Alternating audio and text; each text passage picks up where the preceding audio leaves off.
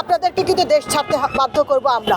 আপনারা যত বড়ই জমিদার হন না কেন, সাবধান। আজকে যখন এখানে একটা পিঠা উৎসবে ভাইকে আমন্ত্রণ করা হয়েছে, ওখানে অতিথি হিসেবে উনি ওখানে প্রথমে যাবেন, তারপর পরবর্তী গণসংযোগের কাজ সমাপ্ত করবেন। কিন্তু আমরা দেখতে পেলাম যে না, ভাইয়ের ওপর আবার আজকে একটা আক্রমণ করা হয়েছে, আজকে পাথর মারা হয়েছে, আমার আরেক ভাইয়ের মাথা ফুলে গেছে। কিন্তু ঘটনা বলবো, আপনারা যারা জমিদারের জমিদার, তাদেরকে আমরা বলছি, আপনারা যত বড়ই জমিদার হন না কেন, সাবধান।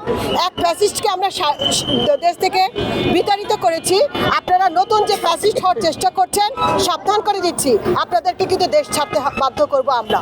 রাজপথে আছি, রাজপথ এখন আমরা ছাড়ি নেই। আপনারা যদি মনে করেন যে আসন্ন নির্বাচনে আপনারা ফ্যাসিস্ট সরকারের ন্যায় আবার নির্বাচনে আবার জয়লাভ করবেন, সেই দিন ভুলে যান আপনারা। আপনার স্পষ্ট বোঝা যায় কোনো শিক্ষার্থী কোনো জুলাই যোদ্ধার গায়ে আক্রমণ করবে না। স্পষ্ট বোঝা যাচ্ছে যে এইটা কোনো দলের বিশেষ দল, সম্মানিত দল। আমি সেই দলকে সম্মান করি। প্রথমে আমি বলবো, আমি নাম উল্লেখ করে বলছি, বিএনপি আমার পছন্দের একটা দল। জিয়াউর রহমান আমার পছন্দের একজন নেতা, গণপ্রজাতন্ত্রী যেটা সবসময় আপসীন নেত্রী ছিলেন বেগম খালেদা জিয়া, আমি স্যালিউট জানাই। এবং তার যে এই যে ব্যক্তিত্ব, সেটা আমার আজীবন আমি আমার মধ্যে ধরে রাখার চেষ্টা করব।